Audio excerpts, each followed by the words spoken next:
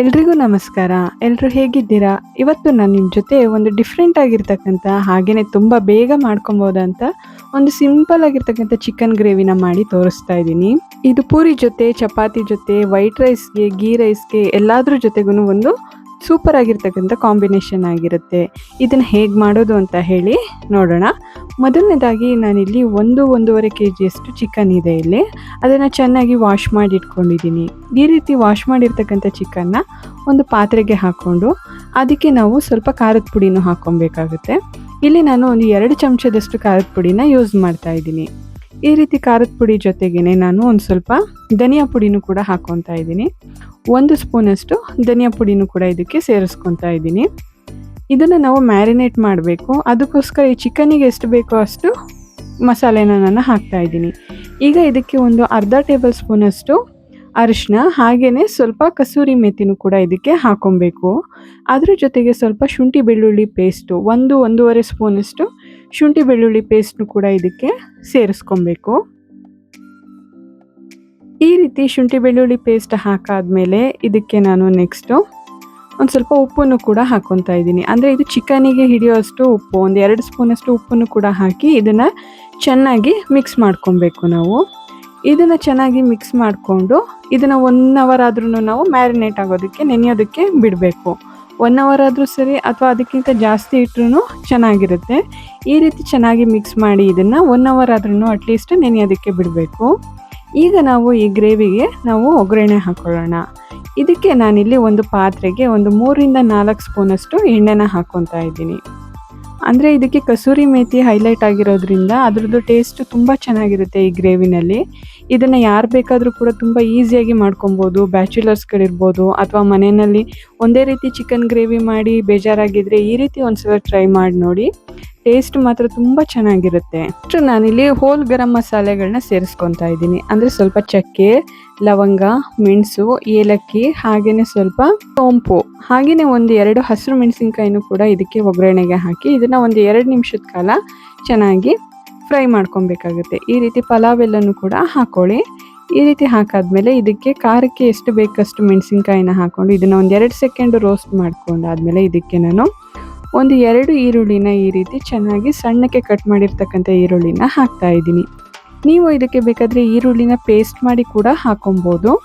ಈ ರೀತಿ ಈರುಳ್ಳಿನ ಹಾಕಾದ್ಮೇಲೆ ಎಣ್ಣೆನಲ್ಲಿ ಇದನ್ನು ಒಂದು 5 ನಿಮಿಷದ ಕಾಲ ಒಂದು ಸ್ವಲ್ಪ ಉಪ್ಪನ್ನು ಹಾಕಿ ಇದನ್ನು ಚೆನ್ನಾಗಿ ಫ್ರೈ ಮಾಡ್ಕೊಳ್ಳಿ. ಈ ರೀತಿ ಫ್ರೈ ಮಾಡ್ಕೊಂಡಾದ್ಮೇಲೆ ಇದಕ್ಕೆ ನಾನಿಲ್ಲಿ 1 ಸ್ಪೂನಷ್ಟು ಶುಂಠಿ ಬೆಳ್ಳುಳ್ಳಿ ಪೇಸ್ಟ್ನ ಇದಕ್ಕೆ ಹಾಕ್ತಾ ಇದ್ದೀನಿ. ಚಿಕನಿಗೂ ಕೂಡ ಸೇರಿಸಿದೆ. ಇದು ಗ್ರೇವಿಗೋಸ್ಕರ ನಾನಿಲ್ಲಿ ಒಂದು ಸ್ವಲ್ಪ ಶುಂಠಿ ಬೆಳ್ಳುಳ್ಳಿ ಪೇಸ್ಟು ಮತ್ತು ಇದಕ್ಕೆ ನಾವು ನೆನೆಯೋದಕ್ಕೆ ಇಟ್ಟಿದ್ವಲ್ಲ ಚಿಕನ್ನು, ಮಸಾಲೆ ಎಲ್ಲ ಹಾಕಿ ಆ ಚಿಕನ್ನ ನಾನೀಗ ಇದಕ್ಕೆ ಸೇರಿಸ್ತಾ ಇದ್ದೀನಿ. ಇದನ್ನು ಹಾಕಾದ್ಮೇಲೆ ಚೆನ್ನಾಗಿ ಮಿಕ್ಸ್ ಮಾಡಿಕೊಂಡು ಒಂದು 5-10 ನಿಮಿಷ ಹಾಗೆಯೇ ಎಣ್ಣೆಯಲ್ಲಿ ಫ್ರೈ ಆಗೋದಕ್ಕೆ ಬಿಡಬೇಕು.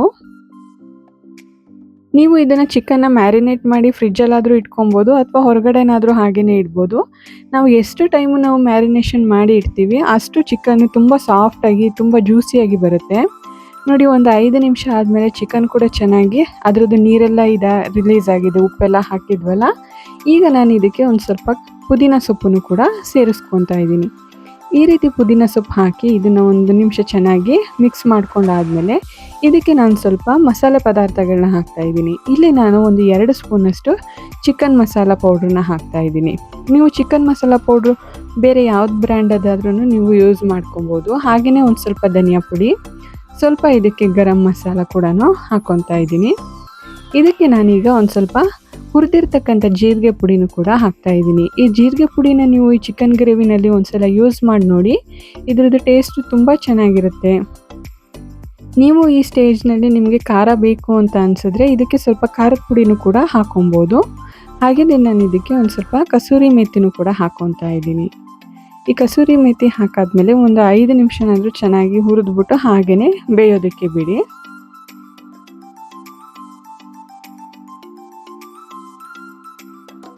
ಈಗ ಒಂದು 5 ನಿಮಿಷ ಆದಮೇಲೆ ಇದಕ್ಕೆ ನಾನು 1 ಕಪ್ಪಷ್ಟು ಮೊಸರನ್ನ ಸೇರಿಸ್ಕೊತಾ ಇದ್ದೀನಿ. ಅಂದರೆ ಮೊಸರಿಗೆ ನಾನೊಂದು ಸ್ವಲ್ಪ ನೀರನ್ನ ಹಾಕಿ ಬೀಟ್ ಮಾಡಿಟ್ಕೊಂಡಿದ್ದೆ. ನೀವು ಬೇಕಾದರೆ ಗಟ್ಟಿ ಮೊಸರನ್ನು ಕೂಡ ಯೂಸ್ ಮಾಡ್ಕೊಬೋದು. ಈ ರೀತಿ ಮೊಸರು ಹಾಕಾದ್ಮೇಲೆ ಇದಕ್ಕೆ ಚೆನ್ನಾಗಿ ಒಂದು ಸಲ ಮಿಕ್ಸ್ ಮಾಡ್ಕೊಳ್ಳಿ.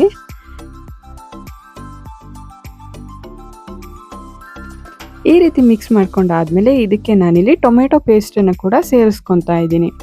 ಇಲ್ಲಿ ನಾನು ಒಂದು 4 ಟೊಮೆಟೊನ ಈ ರೀತಿ ಪೇಸ್ಟ್ ಮಾಡಿ ಹಾಕ್ತಾ ಇದ್ದೀನಿ. ಇದು ಹಸಿ ಟೊಮೆಟೊನೇ. ಹಸಿ ಟೊಮೆಟೊನ ಕಟ್ ಮಾಡಿ ಮಿಕ್ಸಿ ಜಾರ್ಗೆ ಹಾಕಿ ಪೇಸ್ಟ್ ಮಾಡ್ಕೊಂಡಿರೋದು. ಈ ರೀತಿ ಟೊಮೆಟೊನ ನೀವು ಬೇಕಾದರೆ ಇದಕ್ಕೆ ಸಣ್ಣದಾಗಿ ಕಟ್ ಮಾಡಿ ಕೂಡ ಹಾಕೊಬೋದು.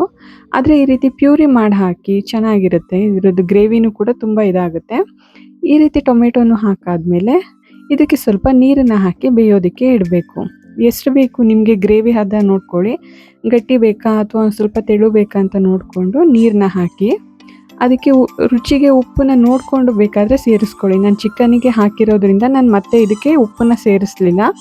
ನೀವು ಬೇಕಾದರೆ ಒಂಚೂರು ಟೇಸ್ಟ್ ನೋಡಿಕೊಂಡು ಉಪ್ಪನ್ನು ಸೇರಿಸ್ಕೊಳ್ಳಿ.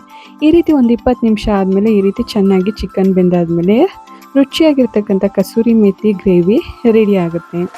ಈ ರೆಸಿಪಿನ ನೀವು ಕೂಡ ಮನೆಯಲ್ಲಿ ಟ್ರೈ ಮಾಡಿ, ತುಂಬ ಚೆನ್ನಾಗಿರುತ್ತೆ. ಇದು ಗೀ ರೈಸ್ ಜೊತೆಗಂತೂ ತುಂಬ ಚೆನ್ನಾಗಿರುತ್ತೆ ಕಾಂಬಿನೇಷನ್ನು. ಈ ವಿಡಿಯೋ ನಿಮ್ಗೆ ಇಷ್ಟ ಆಗಿದ್ರೆ ವಿಡಿಯೋನ ಲೈಕ್ ಮಾಡಿ, ಶೇರ್ ಮಾಡಿ, ಹಾಗೆಯೇ ಕಮೆಂಟ್ ಮಾಡಿ ತಿಳಿಸಿ. ಎಲ್ರಿಗೂ ಕೂಡ ತುಂಬ ಧನ್ಯವಾದಗಳು.